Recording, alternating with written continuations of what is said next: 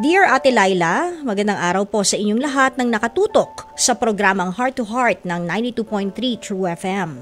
Pakitago na lang po ako sa pangalang Martha, 45 years old ng Pasay. Kasal ako Ate Lai sa asawa kong itago na lang din natin sa pangalang Edward na isang security guard. Habang ako naman ay tumatao sa aming munting sari-sari store. Hindi ko napapatagalin pa.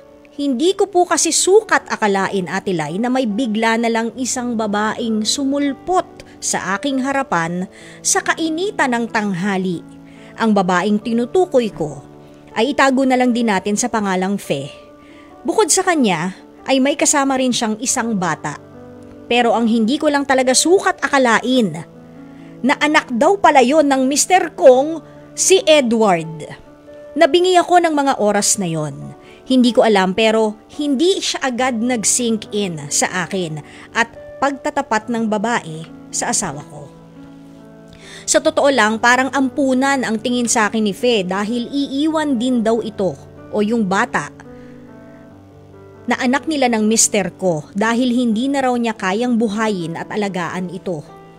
And alam din niyang mabibigyan ng maayos na buhay ni Edward ang kanyang anak. Sa tindi po ng galit ko sa mister ko ay nagawang lumuhod sa akin ni Edward para humingi ng tawad sa kanyang ginawa. Depensa ni Edward, hindi naman niya ililihim ang nagawa niyang kasalanan sa akin pero halos 1 taon na ang bata at matagal na niya akong niloloko.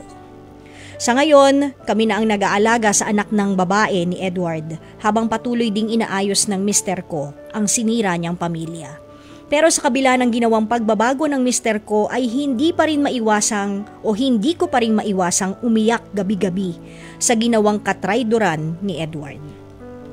Hindi ko alam kung paano ko ba maiaalis ang matinding sakit na iniwan sa akin ng asawa kong ito. Maraming salamat sa pagkakataong maibahagi ko Ate Lai bilang tampok na kwento sa araw na to ang aking istorya. Umaasa po ako na kahit papaano ay makakakuha ako ng payo mula sa inyo at sa lahat ng nakatutok sa programang Heart to Heart. Lubos na gumagalang, Martha. Martha, ang sakit nang nangyari sa'yo. And I guess, no man or no woman would ever want to be in your situation.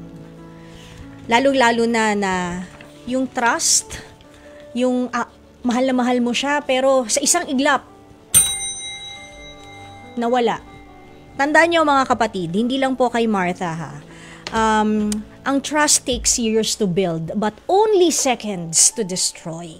And probably, kung masusolusyonan pa, a lifetime to rebuild or repair. So kayo may mga asawa, wag niyong sinisira yung tiwala sa inyo ng better half ninyo. And for you, Martha, kung pinapakita naman niya that he is truly sorry sa nagawa niya, time heals. Hindi agad-agad yan, pero hihilumi ng panahon ang mga sugat na yan. Ako hanga nga ako sa iyo kasi you're still in the relationship in spite of what he did to you. Kung iba yan, aalis na yan. Pahala ka sa buhay mo. Pero ikaw, you still decided that you want to make it work. 'Di ba? So, I guess more prayers and time para mag-heal ang mga sugat mo. Hindi natin maalis yon kasi may post-traumatic stress disorder ka.